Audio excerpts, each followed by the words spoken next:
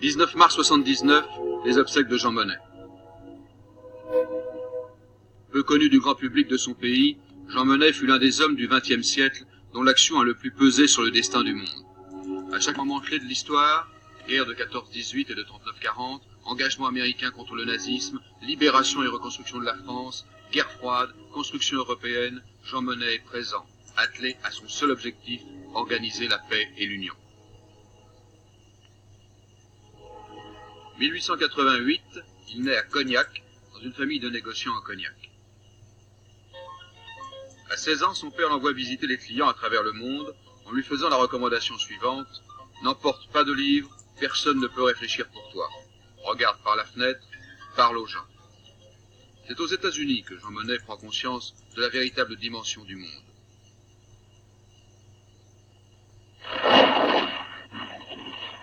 Jean Monnet a 26 ans en 14.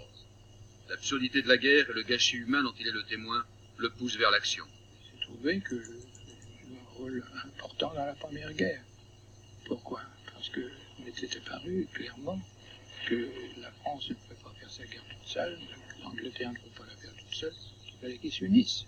Et c'est cette idée fondamentale de l'union entre les hommes qui m'a poursuivi toute ma vie.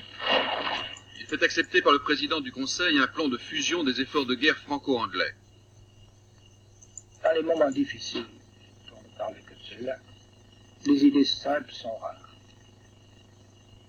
Et par conséquent, l'idée très simple d'organiser une action commune de la France et de l'Angleterre était nouvelle. En 17, Jean Monnet crée le pool des navires alliés pour déjouer le plan allemand de guerre sous-marine.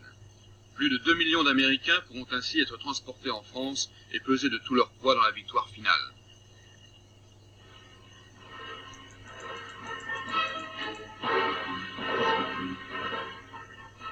Clemenceau et le président Wilson nomment Jean Monnet à la SDN nouvellement créée. Il découvre très vite que toute action commune pour reconstruire le monde dans l'égalité se trouve paralysée. Un système qui consistait à ce que chaque pays conserve sa pleine souveraineté, c'est-à-dire puisse dire oui ou dire non sans justifier son action. Il pouvait aller jusqu'à un certain point, mais que ce système était très fragile. Le vice était dans le traité de Versailles qui maintenait une inégalité de traitement entre les peuples. L'Europe n'a pas fini de relever ses ruines que c'est la montée du fascisme et du nazisme. Jean Monnet est encore présent pour défendre la liberté. L'essentiel pour lui, c'est de s'assurer de la maîtrise de l'air. Il en convainc le président du Conseil français et le Conseil suprême allié qui le charge de passer aux USA une commande de moteurs d'avion. Ils arrivent trop tard pour empêcher l'invasion de la France, mais contribueront à la victoire des Anglais dans le ciel de Londres. Le destin de la guerre va basculer.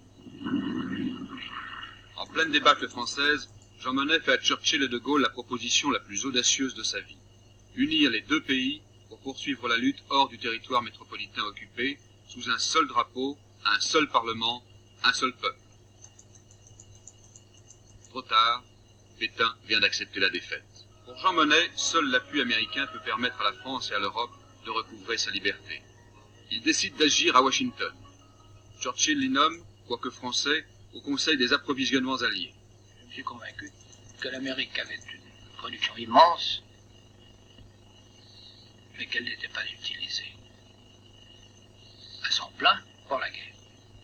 Nous avons établi, avec les services, le bilan de ce que serait produit en 42-43. Il était clair que ces quantités n'étaient pas suffisantes. Il convainc Roosevelt de quadrupler la production et lui suggère la fameuse formule « L'Amérique deviendra l'arsenal de la démocratie ». Jean Monnet joue un rôle déterminant dans ce gigantesque programme d'armement qui, selon l'économiste Keynes, a sans doute permis d'abréger la guerre de 1 an.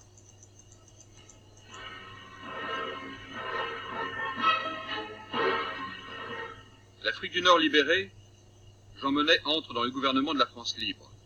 Il part négocier à Washington l'achat de matériel militaire pour armer la France libre. Grâce à son action, les armées Leclerc et Delattre sont ainsi dotées du matériel qui leur permettra de participer à la libération de la France. 1945, la paix est revenue. Jean Monnet a une seule préoccupation, redonner vie et force à son pays. Il propose à De Gaulle, qui lui demande de le réaliser, un plan pour reconstruire la France. La France est maintenant à la croisée des chemins. Si elle s'engage délibérément dans la voie de la modernisation, elle peut augmenter très rapidement sa capacité de production et sa productivité. Modernisation ou décadence, c'est la devise du plan.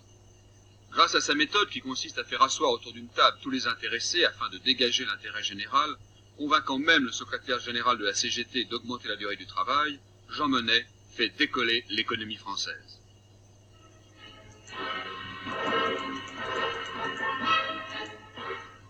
À nouveau, des nuages s'accumulent sur le monde. La guerre froide s'engage entre l'Est et l'Ouest. L'Amérique offre à l'Europe son plan Marshall.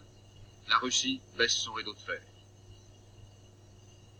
Jean Monnet frappe alors un grand coup pour sauver la paix. Il engage résolument les peuples du vieux continent vers l'Union et leur fait franchir le premier pas vers les États-Unis d'Europe.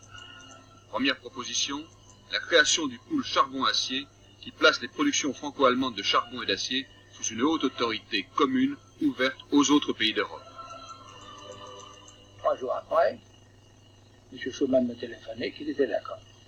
Il n'a pas vu le charbon et l'acier.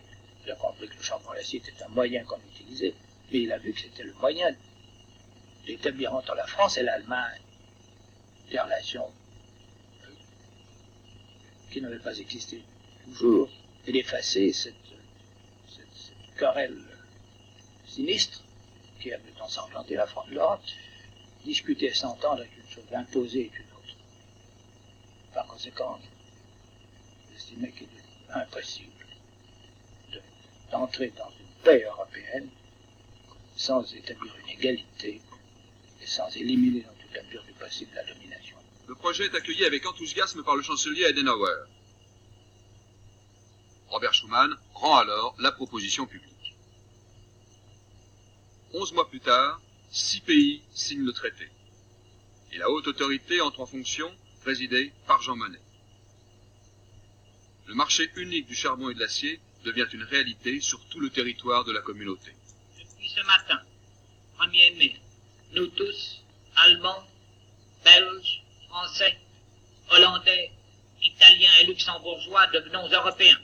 Il n'y aura plus de charbon allemand ni d'acier français, mais du charbon et de l'acier européen circulant entre nos pays librement, comme dans un même pays de 155 millions de consommateurs, aussi nombreux qu'aux États-Unis et en Union soviétique. Notre communauté du charbon et de l'acier est une réalité vivante. C'est le commencement de l'Europe. Le rejet le 30 août 1954 par le Parlement français de la Communauté européenne de défense sonne le glas de la marche vers l'Europe unie. Mais Jean Monnet, loin de se laisser abattre, fonde le Comité d'action pour les États-Unis d'Europe.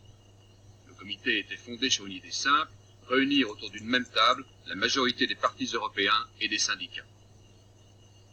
Et son objet, c'était de maintenir vivant, parmi ces hommes politiques responsables et parfois puissants dans leur pays, l'idée que l'Europe était nécessaire, indispensable. L'idée fait son chemin. Messine, puis Rome, où sont signés le 25 mars 1957 les traités de marché commun et d'Euratom, les enfants de Jean Monnet, comme l'a dit Paul-Henri Spaak. Enfin, le 22 janvier 1972, c'est l'adhésion tant attendue de l'Angleterre à la communauté. C'est un événement dont la portée n'a pas encore été pleinement mesurée. Ses conséquences seront immenses.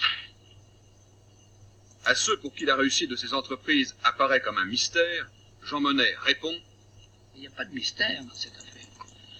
Il y a beaucoup de travail. Et beaucoup de peine, je vous assure. Mais nos discussions ne portent que sur une question. L'Europe. C'est-à-dire l'intérêt commun de tous.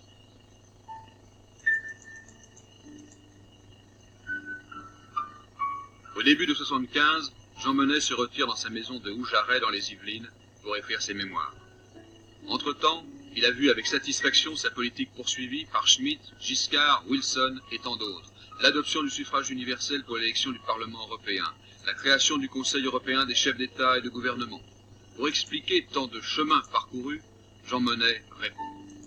Il m'a semblé toujours très naturel que je m'efforce de convaincre ceux qui voulaient bien m'entendre de la nécessité de faire l'Europe. Que c'est dans l'intérêt général et dans l'intérêt de chacun.